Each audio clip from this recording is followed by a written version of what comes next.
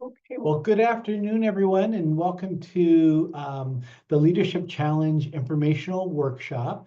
The purpose of this brief video is to provide you with an overview of the program as well as the various components so that you can make the decision for yourself and your peers as to if it's the right fit for you.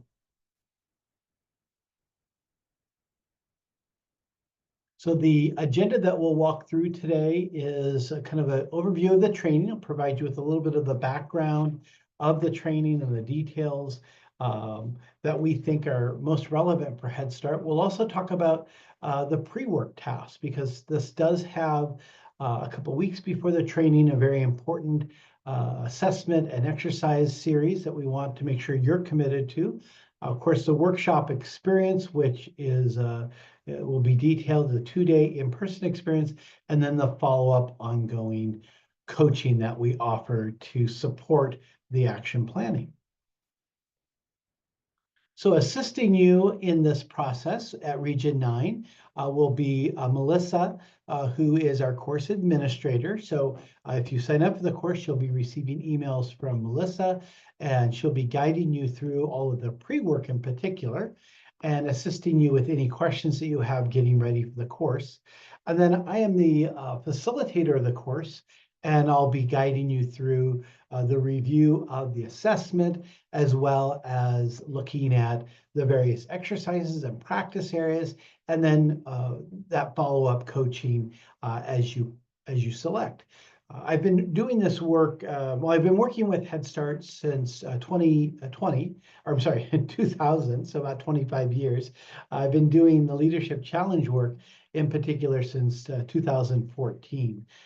I mostly do this work in Head Start. I've done other health and human service agencies, but I find that there's tremendous applicability of the content and the practice areas to our community. When I first took the course during graduate school in 2000, first read the book, what I noticed was how useful the language is regardless of the role you play.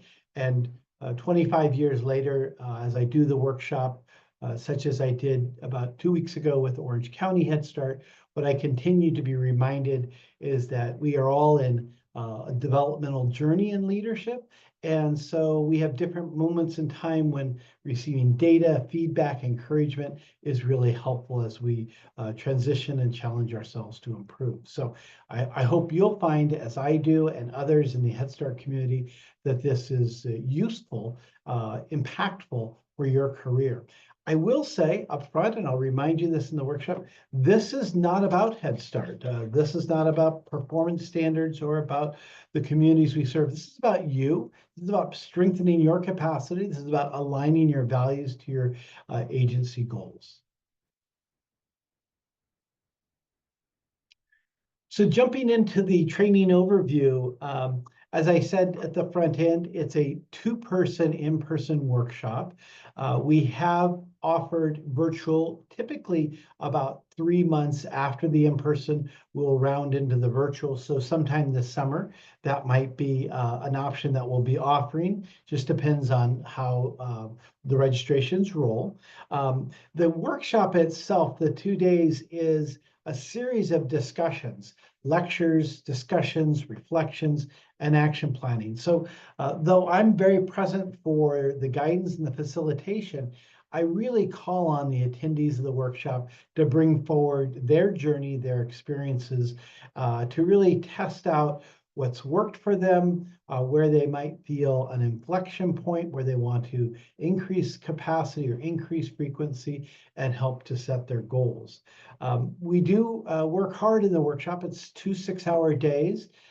We make sure that there's enough time for you to look at the data you've received and have some personal reflection. I always present that in a manner that gives some space for confidentiality, though we do encourage that collaboration. And of course, at the end of day 1, I ask that you do a little bit of reading in the hardback book, because I think it shows you the quality of the Leadership Challenge book and prepares us for day 2. And then, as I say, mentioned the post-workshop coaching is really available for you up to 6 months after the workshop. And that typically is a 45-minute session with me to sort of look at your current leadership challenges, look at your LPI data, think about ways that you could strengthen your use of this material in your daily routines, whether that's with your manager, with your coworkers, or other assignments that you have in your Head Start agency. So again, just to kind of dig a little deeper, the leadership challenge is made up of 5 practice areas. And these practice areas were developed after about 40 years of research by the authors who would go out and explore when leaders were at their best, what were some of the behaviors they were most frequently employing. And in developing this, they found that by exploring these 5 practice areas, they could really strengthen a leadership as it relates to your wellness. And when you think of your wellness and you think of leadership, we know that supervising projects, supervising staff is emotionally very draining. And sometimes being consistent and efficient in those practice areas can also be a challenge. So we look at this workshop from a perspective of knowing your leadership skills, and accelerating those can also increase your wellness. As well as engagement. And we'll talk about that in just a minute, but we know that in the United States, employee engagement is at a 10-year low. I think it's somewhere in the area of 31% of the workforce, maybe not in Head Start, but more broadly, is actively disengaged. And in particular, that active disengagement is in the area of individuals 35 and below. And so for many of our organizations, that's a core part of our workforce. And so often when I work with managers, directors, supervisors, coordinators, part of the conversation that we talk about is how does your wellness, how does your leadership skill translate into engagement by your staff? And how can those two things go hand in hand? And we'll, as I say, later on in the workshop, we'll talk about this, but there's a clear delineation between the two topics. And then lastly, how would closer alignment between your personal and professional values bond a team, an organization? And this sort of goes back up to the wellness, but I think it goes further into pride and goes into a sense of overall vision. That when an individual is clear about their goals, personal goals in life, and they're clear about their organization's goals, and they're clear about the tasks that have been assigned to them, they're far likely to stay, they're far likely to be effective, and they're far likely to be willing to challenge the process, to create new and innovative ways to get things done. And they're far more able to ensure that the mission, the broader mission of the organization is communicated. So as I say, this is working on your leadership practices, but there's a clear connection to your organizational intent. The 5 practice areas: model the way, inspire a shared vision, challenge the process, enable others to act, and encourage the heart are very plainly labeled. As you can imagine, model the way is all about personal credibility.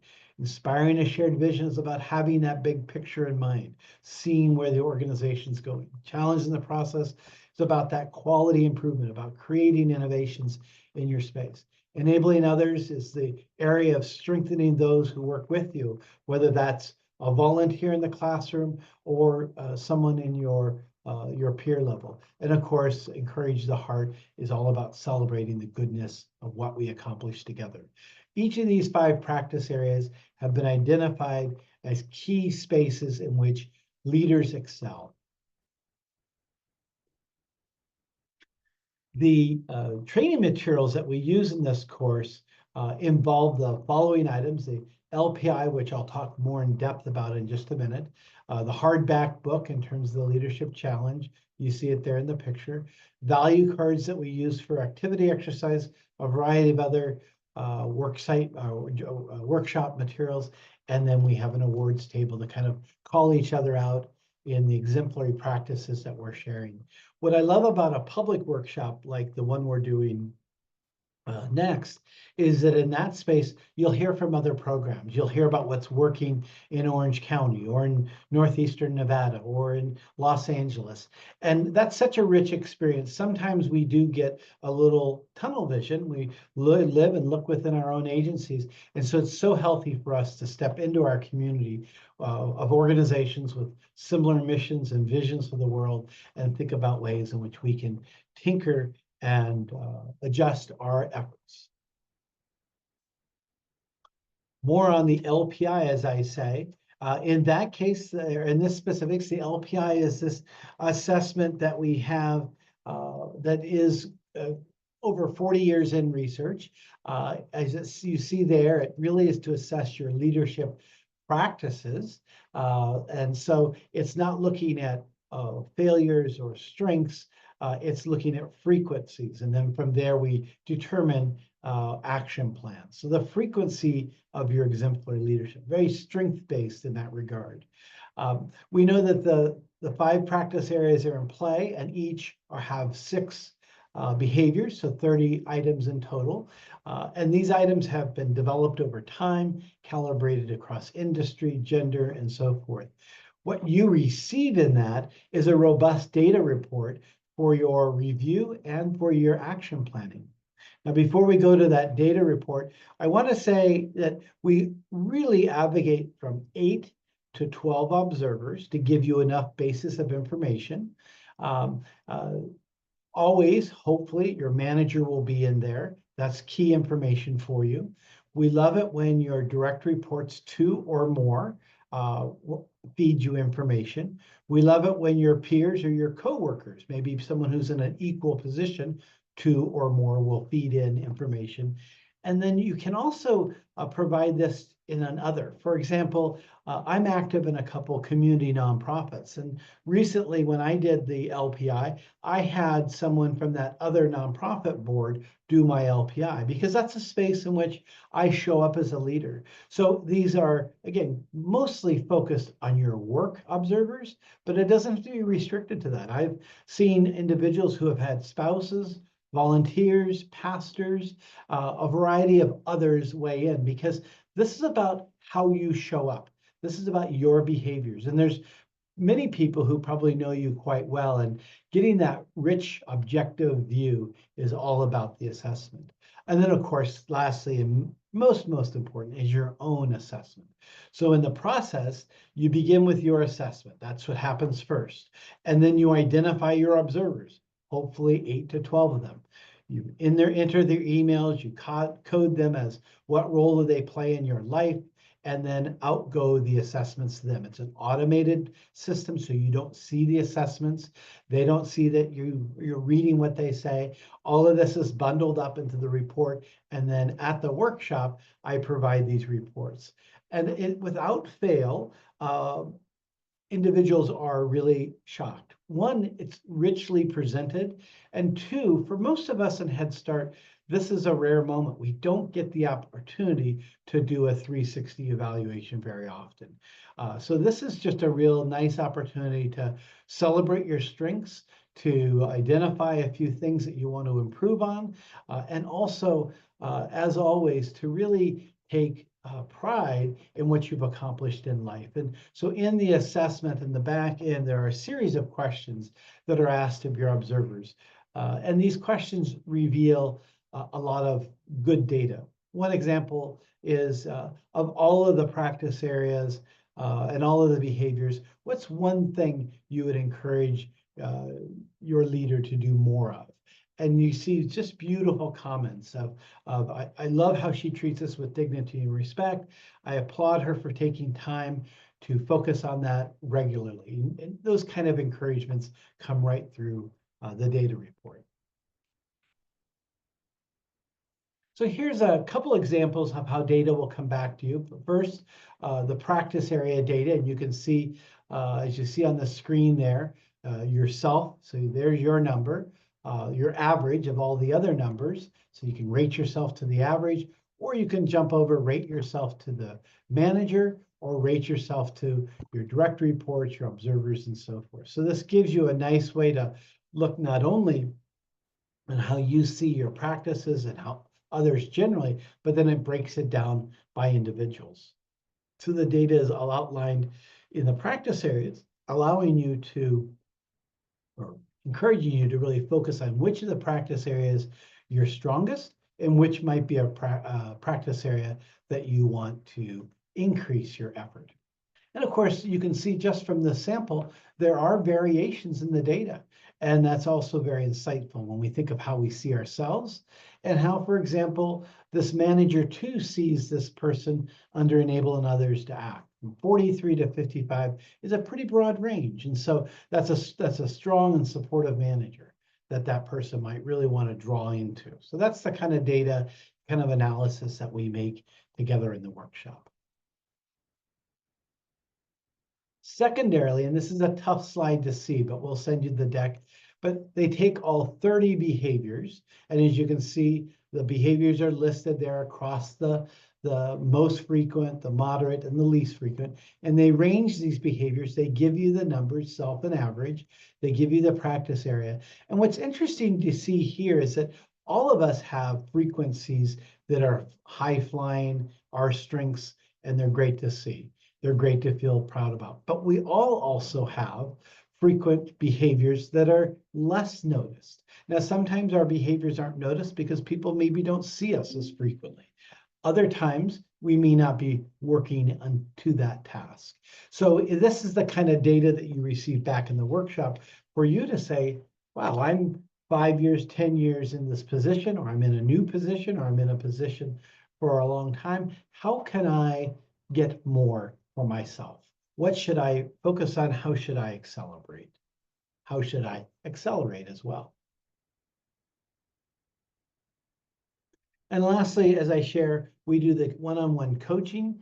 I find that one of the tasks that we ask workshop attendees is to go back and talk with their manager, share the data, and unpack the course with them. And it's post that moment that sometimes folks will come back and say, well, I missed something. Now, when I speak with her or him, I see something differently. And so we do a lot of back and forth and try to help make sure that the action plan that I encourage you to implement over the 6 months, which is small reminders, working with accountability partners and so forth, is really set forward with intentionality. Because we know that when individuals set goals before they learn, or set goals after they learn soon after, they're much more likely to absorb and retain the information. So it's important for you to have this goal mindset that at least 1, 2 things out of this workshop you're going to take back and place into your routines, into your efforts, into your own professional development. So I like to wrap this up with a video that we have from the Boys and Girls Club, which I think is a kindred organization to our own. This is the national office, and they adopted the Leadership Challenge a few years ago, and they speak to the course design eloquently, and they talk about its impact, in particular on the clients they serve, which we know are often elementary and middle school age youth.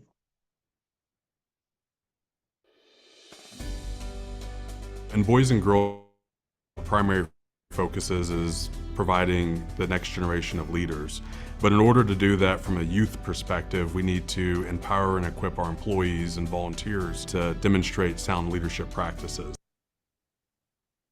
Focusing on leadership, not just management, was going to be crucial. And when we looked at the different things available to focus on leaders, we knew that having a similar language, looking at true competencies and practices that a leader needed to know and have, the Leadership Challenge just made sense.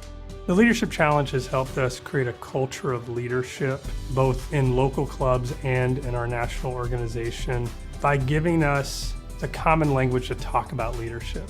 Its impact is felt daily. It just becomes the natural way in which we do our work. The Leadership Challenge is really agnostic, and it allows us to really, anybody can take this and find a way to develop an action plan, a growth plan, a professional development plan for themselves, and it doesn't matter what your title is.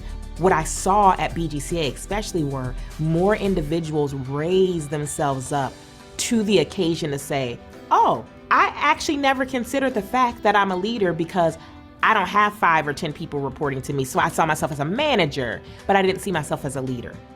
Honestly, so much of that language are things that over the last 20, 30 years in our own development of training of staff have already existed, but the Leadership Challenge put them all in a nice bubble. And I think the cake on top for me was the 30 years of research behind it. We've done some analysis, and the data is showing that we're seeing increases in club experience. We're seeing higher metrics in key performance indicators. Even during the pandemic, we were able to have more than 80% employee engagement results, and we're now pushing 90% as an organization. We're able to have more meaningful relationships with our young people in our clubs, which then in turn helps us deliver on our mission. Great leaders create great workplaces that create great club experiences.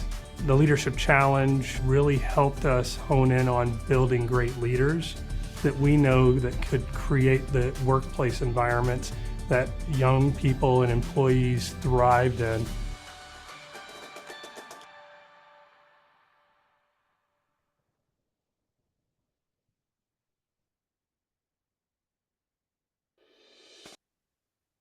Great, thank you.